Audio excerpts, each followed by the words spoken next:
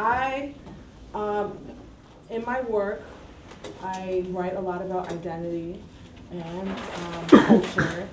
I was born and raised in the Bronx, and my poetic voice paralleled my socio-political consciousness.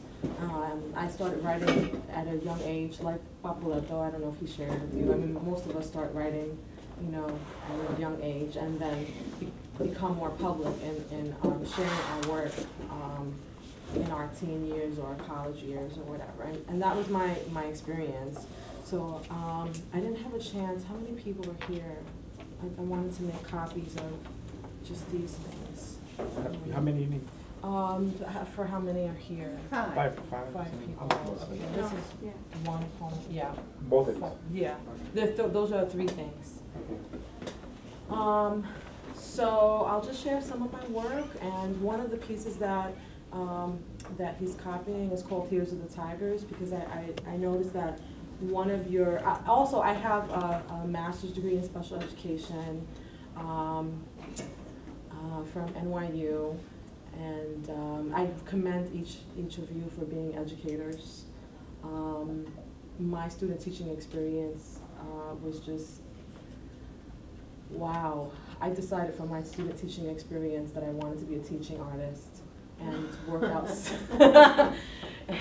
outside of the Board of Education. But I love working with young people. I just found that being an artist was a way that I could be connected to community and be connected to young people and still teach. I noticed that in the syllabus, one of the things that you talk about is bringing in social studies. I don't know if it's poetry and social studies, but this is a poem that I think touches on that, because when it comes to fiction, I love historical fiction. So I'm very interested in, and I don't know if there's a term for like historical poetry. Like I know we have poetry that's social commentary, but my interest in historical fiction, like I love Isabel Allende, and I love Junot Diaz's, oh my God, the Brief and Wondrous Life of Oscar Wilde. I thought was amazing. So I'm really interested in how we can do that with poetry. And Tears of the Tigers talks about the migration of Puerto Ricans from Puerto Rico to the United States in the late 40s on a U.S. naval warship called the SS Marine Tiger. And after World War II, it was used as a major transport for Puerto Ricans to come to the island of Manhattan.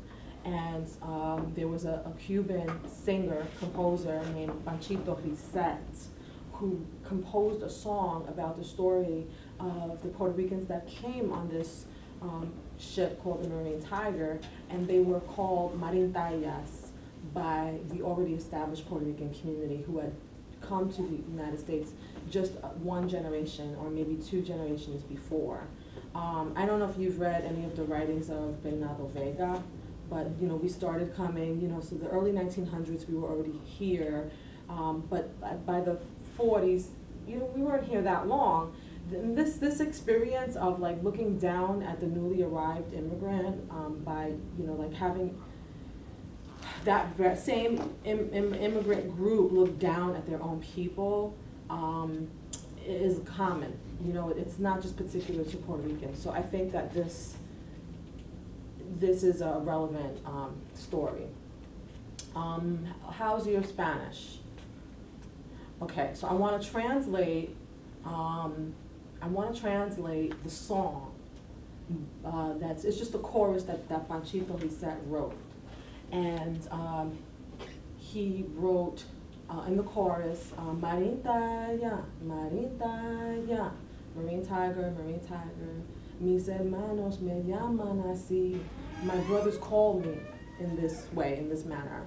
Me ven pobre, they see me poor, me ven triste, they see me sad, y toditos se ríen de mí, and everyone laughs at me. No me importan que me llaman así. I don't care if they call me this name or this way. Puerto Rico no tiene bandera. Puerto Rico doesn't have a flag. Ay bendito que será de mí. And at that time, Puerto Rico did have a flag. This was 1946, but it was illegal for Puerto Ricans to wave the flag without the flag of the United States accompanying it. So it was a metaphor. Right. It was a metaphor, you know, that he was saying Puerto Rico doesn't have a flag, because if I can't wave my flag, you know, on its own, then I don't have a flag. Oh my God, what's going to become of me?